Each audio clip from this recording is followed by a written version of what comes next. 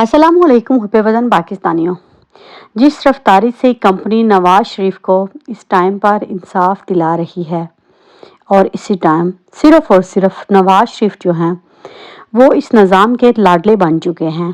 पाकिस्तान के निज़ाम इंसाफ ने नवाज शरीफ को ज़मानत देने के लिए मुकम्मल सहूलतकारी का फ़ैसला कर लिया है। अदालतें बिल्कुल फारिग चुपचाप बैठी हैं। जनाब आएँ, दरखास्त दायर करें और ज़मानत ले लें। बस इतनी ही कानूनी पेचीदगी बाकी रह गई है, क्योंकि इस टाइम पर सारी फील्डिंग जो है वो इन करप्ट अनासर को आगे लाने के लिए ही तो इमरान खान को जेल की सलाखों के पीछे डाला गया है।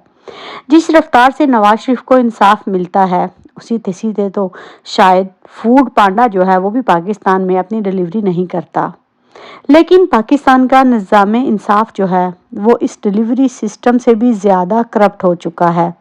वहाँ पर तो फिर भी एक कानून और ज़ाब्ते के तहत जो है वो डिलीवरी की जाती है, लेकिन यहाँ पर शर्त यही है कि आप जितने करप्ट होंगे, आपने जितनी बेईमानियाँ की होंगी, आपका रैंक उसी तरह और उसी हिसाब से बढ़ता जाएगा।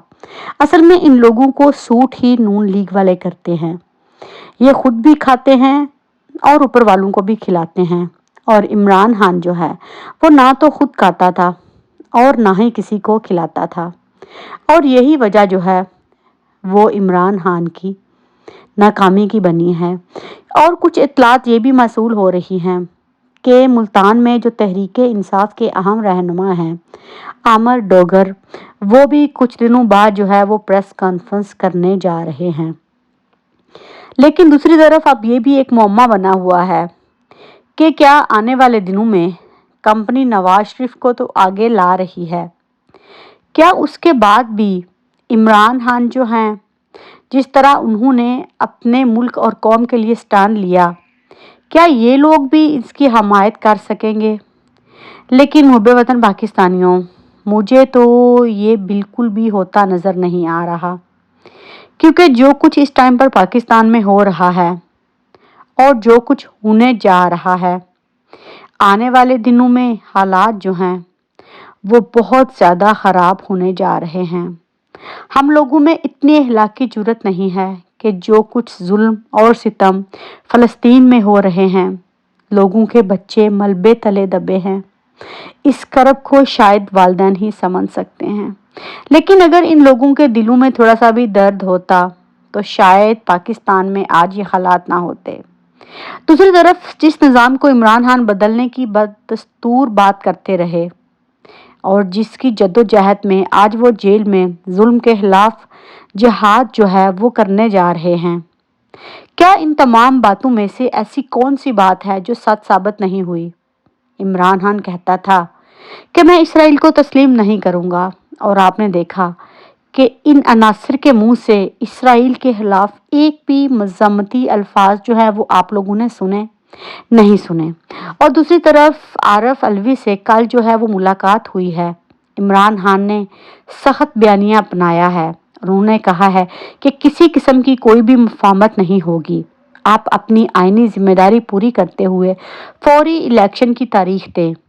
तमाम मुफाहमत जो है वो मुज़ाकरात की खबरें इस टाइम पर झूठी हैं, क्योंकि कंपनी का मकसद एक ही है कि इमरान खान को तोड़ना है। इसीलिए तो कभी फरह हबीब जैसे आ जाते हैं।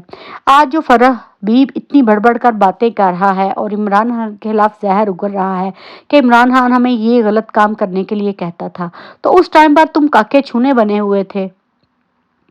असल में ये सारा सिस्टम जो है ये पूरी तरह इन्हीं लोगों को सूट करता है। और दूसरी तरफ फौज जो है वो अपने एजेंटों के ज़रिए नई गेम डालने जा रही है। खबरें ये भी आ रही हैं कि इलेक्शन से पहले आसिम मुनीर जो है वो अपने आप को चीफ एग्जीक्यूटिव का दर्जा देकर तमाम सियासी जितने भी इसने जोकर खड़े किए हुए हैं उनके ऊपर मुसल्लत होने वाला है। और इसका सबसे बड़ा दावा यही होगा और ये यही बयानियाँ अपनाएगा कि इसने मुल्क की माइशत को ठीक करना है। तो मुहब्बे वतन पाकिस्तानियों, जितने भी आज तक जर्नैल आए हैं वो यही गोली तो हमें देते रहे हैं कि वो पाकिस्तान को ठीक करेंगे। तो आपने देख लिया कि आज तक बाजवा तक ने पाकिस्तान को ठीक तो नहीं किया, لیکن بہرحال اپنے حالات جو ہیں ان کو ان لوگوں نے ضرور ٹھیک کر لیا۔ جو اس ٹائم پر پاکستان کی ضرورت ہے اس کا نام ہے عمران خان۔